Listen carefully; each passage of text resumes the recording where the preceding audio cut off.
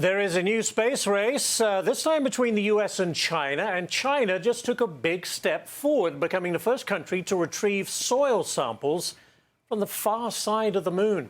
Theoretical physicist Michio Kaku is here to talk about it. Michio, great to have you.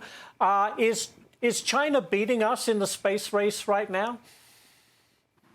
Well, China has been methodically, year by year, phase by phase, copying the Russians and the United States. And in a few more years, they'll be able to rival us as we go to the moon. In fact, by 2030, some people think there could be land wars as people and nations make claims to different parts of the moon landscape.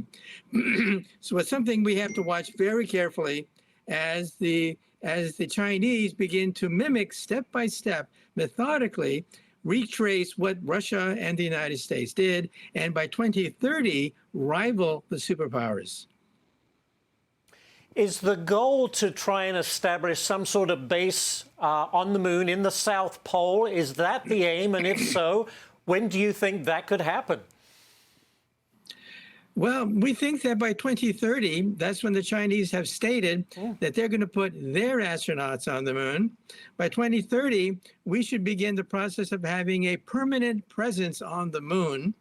Now, this does not mean war, because it takes about 3 days for a rocket to go from the moon to the Earth or back. So that's too long to fight a war from outer space. But there could be rival land claims, real estate wars, as nations begin to carve up the moon. And remember, the 1967 Outer Space Treaty simply says that there should be no nuclear weapons on the moon, and no nation can claim possession of celestial bodies like the moon. But day-to-day rivalry as to who controls this claim, who controls that claim, that real estate, that's an open question that was not resolved by the Outer Space Treaty of 1967.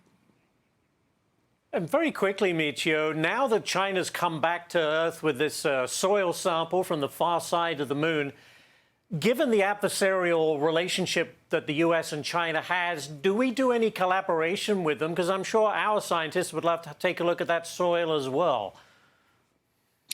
Well, as you know, NASA, it works very closely with our European partners for the International Space Station and space exploration.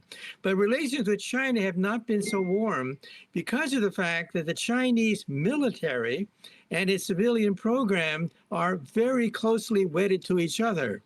And that makes the United States very uneasy sharing space secrets, knowing that immediately the Chinese military will have access to these things.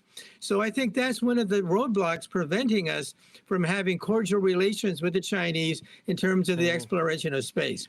Now, right now, it's still academic.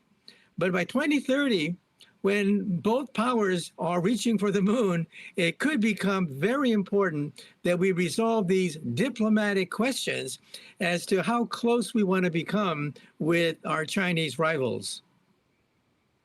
One last very quick question, Michio. Is the ultimate destination Mars, set up a base on the moon, and then from there on to Mars? Is that what we're looking at? Well, there's a rivalry between two camps within the space program. One camp says, let's just jump to Mars because the moon has very little military value. 3 days to go to the moon, a war could be fought within those 3 days, and it means that the moon is simply not that important. Other people say, now, wait a minute, Mars is 2 years away. And so as a consequence, the moon is what we have right in our grasp. And that should be the focus of our near-term policies. So there's actually a split among space enthusiasts as to whether the moon or Mars should be our short-term or long-term goal.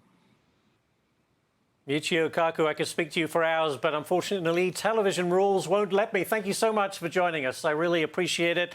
I hope we talk again soon.